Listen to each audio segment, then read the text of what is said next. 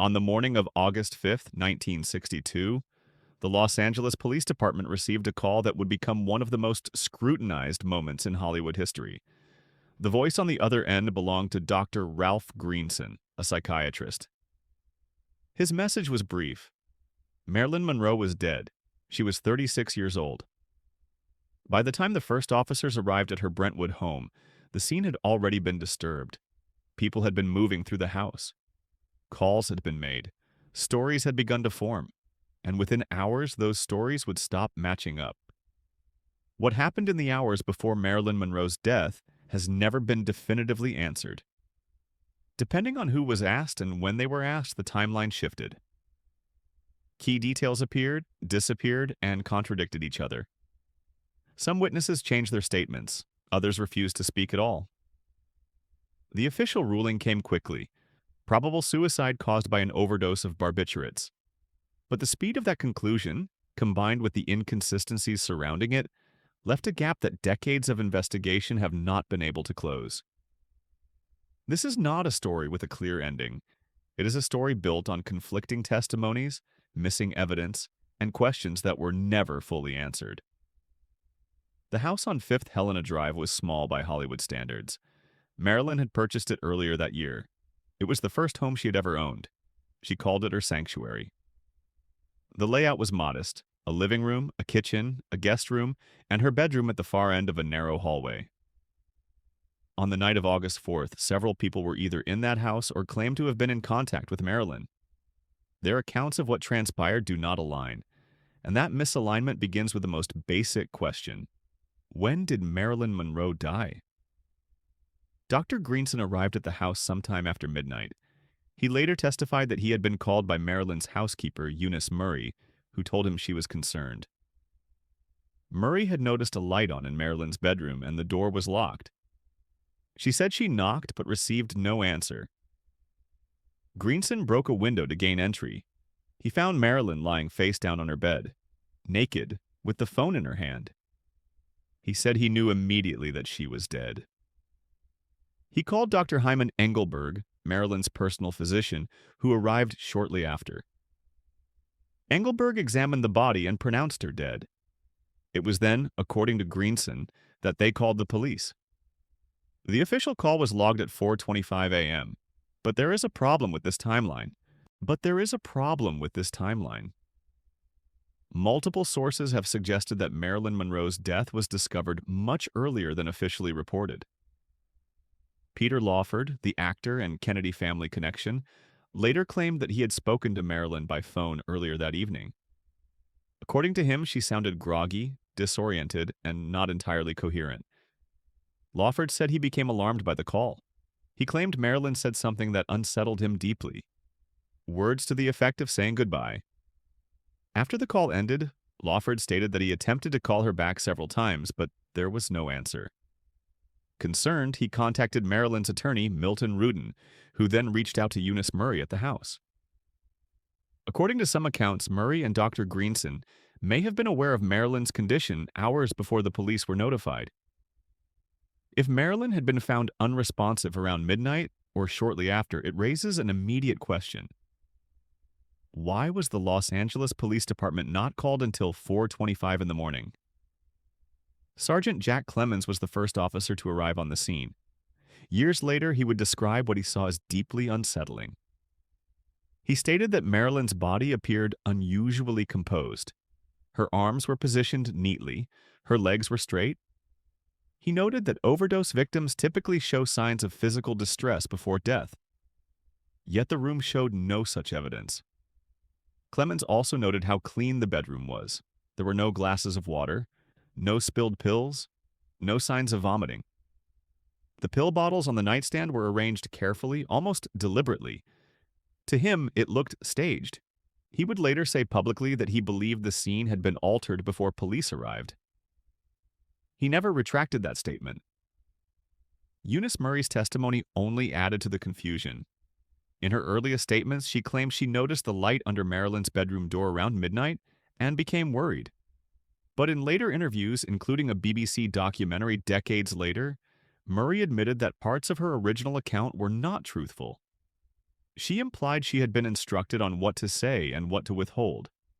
She did not specify who gave those instructions. She did not clarify which details were false, but she acknowledged that the timeline presented to authorities was inaccurate. Her reluctance to speak openly and the evolution of her story over time made her one of the most controversial witnesses in the case. If Murray was aware of Marilyn's condition earlier than reported, and if others were contacted before the police, then the official timeline collapses. And once that timeline collapses, everything that follows becomes uncertain. Dr. Greenson's role in the final hours of Marilyn Monroe's life has long been debated. He had been treating her for depression and anxiety and saw her frequently. On the day of her death, he had spent several hours with her and later wrote that she seemed emotionally distressed but not suicidal. He left her home that evening believing she was stable. Yet only hours later, he returned to find her dead. Critics have questioned why he chose to break a window rather than contact authorities immediately. Others have pointed to the unusually close nature of their therapeutic relationship, suggesting boundaries may have been blurred. Dr. Hyman Engelberg, Marilyn's personal physician, complicates the picture further. He had prescribed multiple sedatives, including Nembutal and chloral hydrate. The day before her death, he had refilled her Nembutal prescription. Toxicology reports later showed lethal levels of barbiturates in her bloodstream. But the autopsy revealed something troubling. There were no pill fragments found in Marilyn's stomach. If the drugs had been ingested orally, some residue would normally be expected. This absence led to speculation that the barbiturates were administered in another way. Injection was considered, but no needle marks were found. Rectal administration was also theorized, but the official autopsy did not document any examination supporting that conclusion. The coroner, Dr. Thomas Noguchi, later admitted that the case troubled him. He stated that while oral ingestion could not be ruled out, it also could not be conclusively confirmed. Noguchi preserved tissue samples for further testing. Those samples later went missing. Their disappearance has never been explained. Without those samples, critical questions about the method of drug delivery could never be answered. The physical evidence that might have clarified whether Marilyn's death was accidental, intentional, or induced was simply gone. Phone records from Marilyn's home were later subpoenaed during a district attorney review in the early 1980s. Those records have never been released publicly. The review acknowledged inconsistencies and missing evidence, but concluded there was insufficient proof to reopen the case as a homicide. Critics argued that the missing records and lost samples made any definitive conclusion impossible. Peter Lawford's proximity to the Kennedy family fueled decades of speculation. Marilyn's rumored relationships with President John F. Kennedy and Attorney General Robert Kennedy were never confirmed during her lifetime, but they became central to many theories after her death. Some claimed she possessed sensitive information and had threatened to reveal it. Reports surfaced that Robert Kennedy was in Los Angeles on August 4th, though official accounts place him elsewhere. Several witnesses later claimed to have seen him near Marilyn's home that night. None of these claims were supported by hard evidence. Private investigator Milo Spiriglio spent years researching the case and alleged that the house had been bugged and that recordings existed. No such recordings have ever surfaced. His work highlighted inconsistencies but produced no verifiable proof. Other figures added to the ambiguity. Pat Newcomb, Marilyn's publicist and close friend, left the house the morning of August 4th and said Marilyn seemed cheerful. Shortly after the funeral, Newcomb left the country and later worked for the Kennedy administration.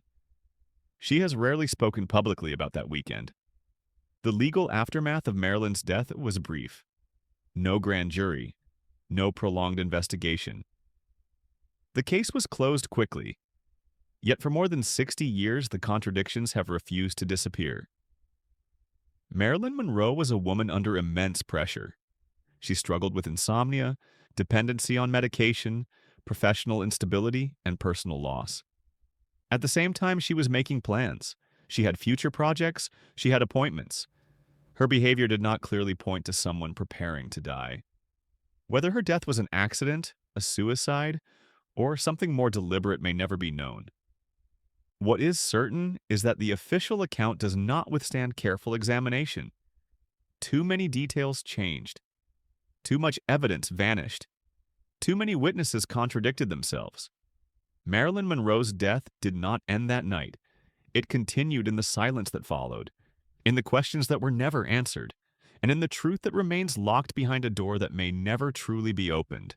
The locked door is not the only element of the crime scene that resists definitive explanation.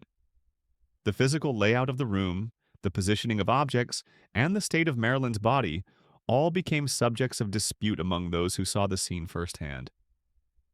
Sergeant Jack Clemmons, in his later accounts, emphasized repeatedly that the scene felt wrong from the moment he stepped inside.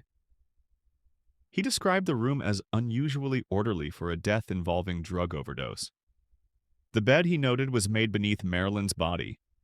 The pillows were arranged with care. The covers were smooth. There was no sign of the chaos that typically accompanies a medical emergency or a desperate final act. Clemmons also observed that Marilyn's body was positioned in a way that struck him as unnatural.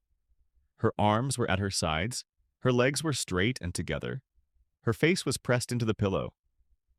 In his experience, people who died from overdoses were found in contorted positions, their bodies reflecting the physical distress of their final moments. Marilyn's body showed none of that. It appeared, in his words, as though someone had placed her there after death. Other officers who arrived later did not share Clemmons' concerns, or at least did not voice them publicly at the time.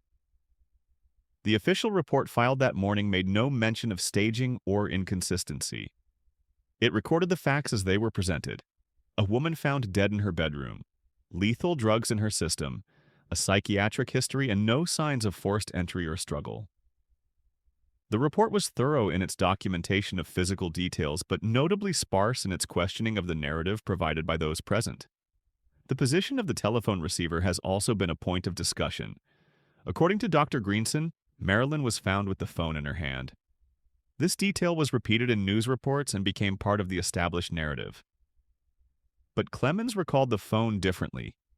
He said the receiver was near Marilyn's hand, not in it. He said it appeared to have been placed there, rather than dropped during a call.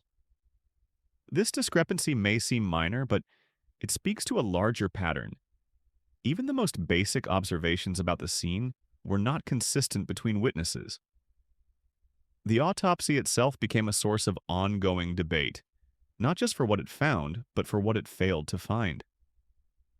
Dr. Thomas Noguchi performed the examination on the morning of August 5th. His findings were precise in some areas and frustratingly vague in others. The toxicology report showed high concentrations of pentobarbital and chloral hydrate in Marilyn's blood and liver. The levels were unquestionably fatal. The concentration in her liver suggested that the drugs had been in her system for some time before death, allowing them to accumulate. But the method by which those drugs entered her system could not be established with certainty.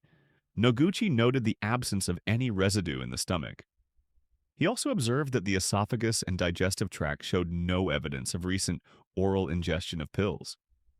Normally, when someone swallows a large quantity of medication, traces remain. Pills dissolve slowly. Capsules break apart. Residue clings to the stomach lining. None of this was present in Marilyn's case. The stomach was clean. The intestines showed no unusual contents. It was as though the drugs had entered her bloodstream without passing through her digestive system at all. This led Noguchi to consider alternative routes of administration. Injection was one possibility. Barbiturates could be administered intravenously, and the effect would be rapid and lethal. But no needle marks were found on Marilyn's arms, legs, or any other visible area of her body. Noguchi conducted a thorough external examination. He checked the usual injection sites, the inner arms, the backs of the knees, between the toes, the neck. He found nothing. If drugs had been injected, it was done in a location that left no detectable mark, or the mark had faded by the time the autopsy was performed. Rectal administration was another theory. Enemas were sometimes used in medical settings to deliver medication quickly and effectively. The drugs would be absorbed through the rectal mucosa and enter the bloodstream rapidly, bypassing the digestive system entirely. This method would explain the absence of residue in the stomach. It would also explain the high concentrations found in the liver and blood. However, Noguchi's autopsy report made no definitive statement on this point. He noted discoloration in the colon, but he did not conclusively attribute it to drug administration. What complicates the issue further is that Noguchi's findings were based on incomplete evidence. The samples he preserved, tissue from the liver, blood from the heart, stomach contents, sections of intestine, were sent to the toxicology lab for further analysis. But before those tests could be completed, the samples vanished. The official explanation was administrative error. According to the lab, the samples were mislabeled, misplaced, or accidentally destroyed during routine cleanup. No one was reprimanded. No investigation into their disappearance was ever conducted. The samples simply ceased to exist. Without those samples, certain questions became impossible to answer. Could the drugs have been administered involuntarily? Was there evidence of other substances in her system that were not included in the initial toxicology screen? Were there trace elements that might have pointed to a specific source, batch, or method of delivery?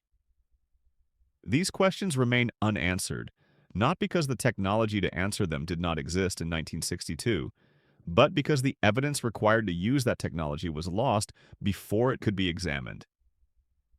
The timeline of events on the night of August 4th is equally problematic, and the more closely it is scrutinized, the more it unravels. According to the official account, Eunice Murray became concerned about Marilyn sometime after midnight. Part 3. Approximately 4,850 characters. She noticed the light under the door and the fact that the door was locked. She knocked.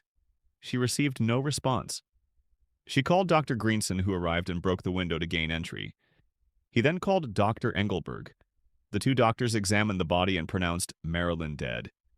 Only then did they contact the police at 4:25 a.m. But this sequence does not align with other accounts, and the discrepancies are significant.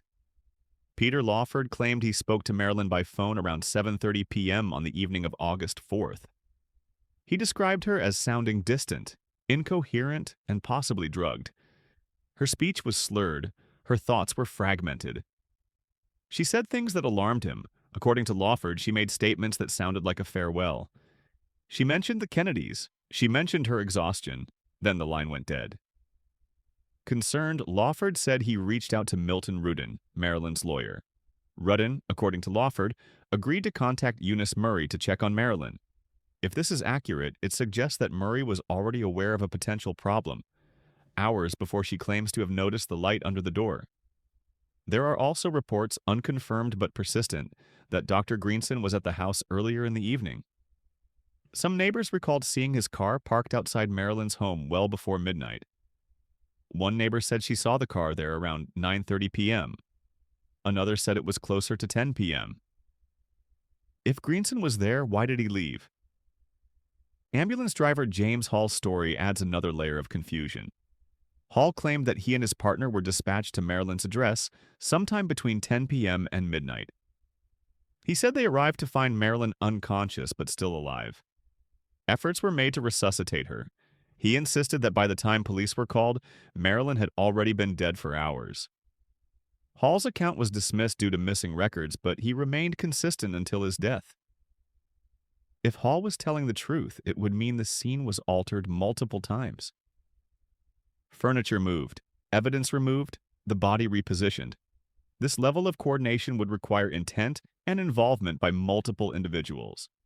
Why would anyone go to such lengths? One theory is that Marilyn's death was accidental but compromising. Another is that it was deliberate, linked to her alleged relationships with John and Robert Kennedy. Reports placed Robert Kennedy in Los Angeles that day, despite official records stating otherwise. Witnesses later claimed to have seen him near Marilyn's home, though these accounts were dismissed as unreliable. Peter Lawford's connection to the Kennedys added fuel to these theories. His behavior on the night of August 4th, calling others instead of going to Marilyn's house, has been interpreted as distancing himself from a situation he knew would become explosive. Phone records from Marilyn's home might have clarified these questions, but they were destroyed before investigators could review them. Toxicology samples vanished. Witnesses changed their stories. Documents were sealed or lost. Private investigator Melo Spiriglio argued that Marilyn had become a liability and that records she kept, a diary, letters, or notes, were removed from her home after her death. He believed her house had been bugged and that recordings once existed. None were ever produced. The 1982 District Attorney Review acknowledged inconsistencies, but concluded there was insufficient evidence to prove homicide. Too much time had passed. Too much evidence was gone. Key witnesses were not compelled to testify.